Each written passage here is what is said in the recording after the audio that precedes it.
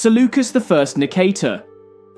Seleucus I Nicator, the founder of the Seleucid Empire, played a pivotal role in shaping the political and cultural landscape of the Hellenistic world. His journey from a noble-born Macedonian youth to one of the most powerful rulers of the ancient Near East reveals not only the complexities of the Diadochi Wars, but also the profound impact of Alexander the Great's conquests. Seleucus's life, marked by military prowess, strategic alliances, and relentless ambition, left a legacy that resonated across Asia and Europe. This video explores his early life, military career under Alexander, the tumultuous period of the Diadochi Wars, his reign as king, his administrative initiatives, and his enduring legacy. Chapter 1. Early life. Seleucus was born in Europus, a city in ancient Macedonia, around 358 BC. He was the son of Antiochus, who was possibly a Macedonian noble. The historical sources surrounding his early life are sparse, but it is known that he served as a page to King Philip II of Macedon, the father of Alexander the Great. This early exposure to the Macedonian court likely shaped his future career and ambitions. One notable aspect of Seleucus's early life was his physical strength, which became a hallmark of his persona. According to legend, Seleucus subdued a wild bull with his bare hands, a feat that helped to enhance his reputation as a man of remarkable strength and valor. Furthermore, there were rumors about his divine parentage, with some sources suggesting that Apollo himself was his father. This divine connection, whether based in truth or legend, would later play a role in shaping the narrative of his reign and his legitimacy as a ruler. Chapter 2. Career under Alexander the Great.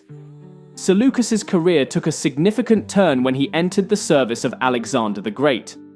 As a member of Alexander's elite military force, Seleucus participated in the campaigns that would ultimately transform the world.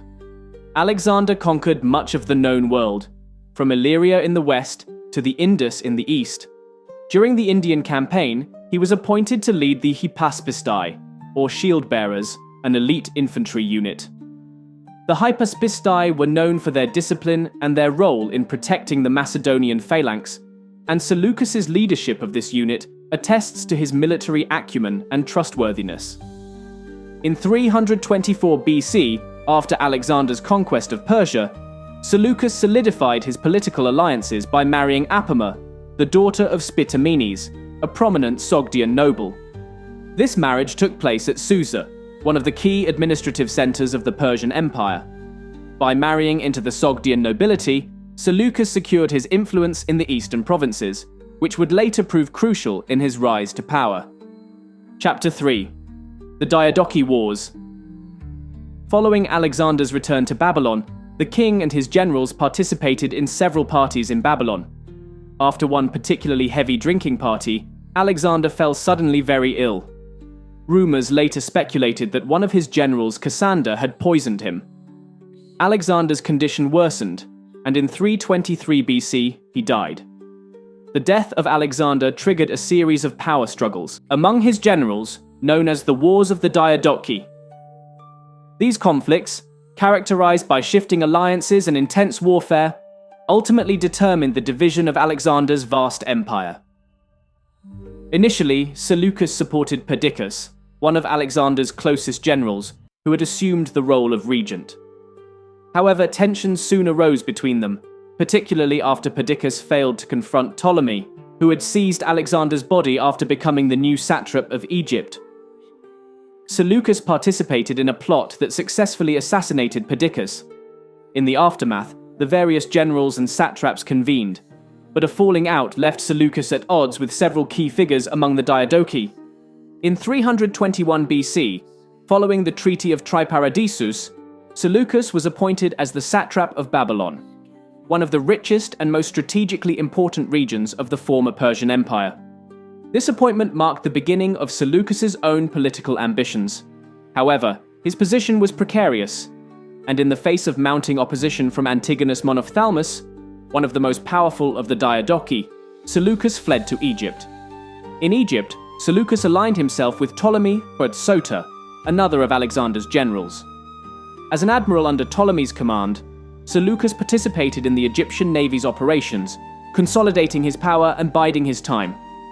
In 312 BC, Seleucus was able to return to Babylon after defeating the forces of Antigonus Monophthalmus. His recapture of the city marked the beginning of the Seleucid Empire, which would encompass vast territories in the Near East, Central Asia, and beyond. Seleucus's victory over Antigonus was a significant moment in the Diadochi Wars, and it was the beginning of his long reign over the Eastern territories. Chapter 4: The Conquest of the East. After securing Babylon, Seleucus set his sights on expanding his empire eastward. His military campaigns brought him into conflict with various regional powers, including the satraps of Media and Susiana. In his conquest of Media, Seleucus faced Nicanor, the satrap of the region, who was defeated in battle, further consolidating Seleucus's control over the Iranian plateau. Seleucus's military abilities were put to the test in numerous engagements, particularly when he had to defend his territories against the incursions of Demetrius Poliorcetes, the son of Antigonus. Despite Demetrius's attempts to challenge Seleucus's authority, Seleucus emerged victorious in several confrontations, solidifying his control over Babylon and the surrounding regions. The ultimate test of Seleucus's power came in the form of the Babylonian War against Antigonus Monophthalmus. Antigonus, who sought to consolidate his own power in Asia, clashed with Seleucus in a decisive battle. Seleucus's forces were able to defeat Antigonus's army, an achievement that marked the final blow to Antigonus's aspirations in the east. This victory allowed Seleucus to expand his empire further, eventually incorporating large parts of Anatolia and Syria into his domain. Chapter 5: King of the Seleucid Empire. By 306 BC, Seleucus had firmly established himself as one of the preeminent powers in the Hellenistic world. In that year, he proclaimed himself king, an act that symbolized both his military success and his aspirations to legitimize his rule over the vast territories he controlled. His coronation was part of a broader trend among the Diadochi, many of whom adopted royal titles as they sought to consolidate power in the wake of Alexander's death. One of the key challenges of Seleucus's reign was his conflict with Chandragupta Maurya, the ruler of the Maurya Empire in India. Seleucus sought to control the strategically important region of the Indus Valley, which had been part of Alexander's empire before it fragmented. The two rulers came into conflict over this region, but ultimately they reached a diplomatic agreement. Seleucus ceded control of the Indus Valley to Chandragupta in exchange for a large number of war elephants, which would prove valuable in his future military campaigns. This treaty highlighted Seleucus's pragmatism and his ability to secure favorable terms with powerful neighbors. The Battle of Ipsus in 301 BC, fought between Seleucus and Antigonus Monophthalmus, was another pivotal moment in Seleucus's career. In this battle, Seleucus, along with his allies, Ptolemy, Cassander, and Lysimachus, defeated Antigonus's son, Demetrius, and secured the western portion of the Persian Empire, including Syria. This victory, along with his betrayal and defeat of Lysimachus, ensured that Seleucus remained one of the dominant figures in the Hellenistic world. Chapter 6: Administration and Legacy. Seleucus's reign was not solely defined by military conquest, he was also a shrewd administrator. His efforts to consolidate his rule involved founding numerous cities throughout his empire, many of which were named after him or his family. Notable among these was Seleucia on the Tigris, which became the capital of the Seleucid Empire. He also founded Antioch, which would later become one of the most important cities in the ancient world, and Laodicea, a major cultural and administrative center. One of Seleucus's key goals was to stabilize his empire and create a lasting legacy. He sought to promote Greek culture and ideas throughout his territories, encouraging the spread of Hellenistic art, architecture, and governance. His policy of founding cities and promoting Greek-style urbanism helped integrate the diverse regions of his empire, from Anatolia to Mesopotamia, into a more cohesive political and cultural entity. Despite these efforts, Seleucus's reign was not without its challenges.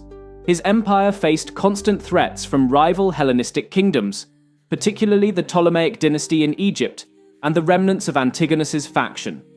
However, Seleucus's military successes and diplomatic skills allowed him to navigate these challenges with relative ease.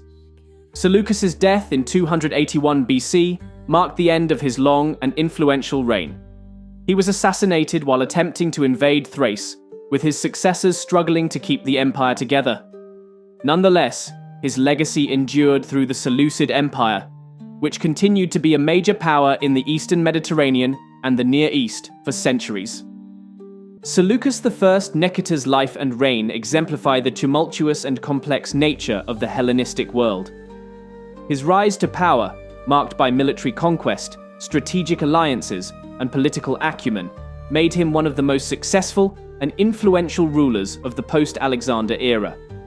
Through his founding of the Seleucid Empire and his policies of urbanization and cultural integration, Seleucus contributed significantly to the spread of Greek culture throughout the ancient Near East. His legacy, though eventually overshadowed by the rise of Rome, remained a defining force in the history of the Hellenistic world.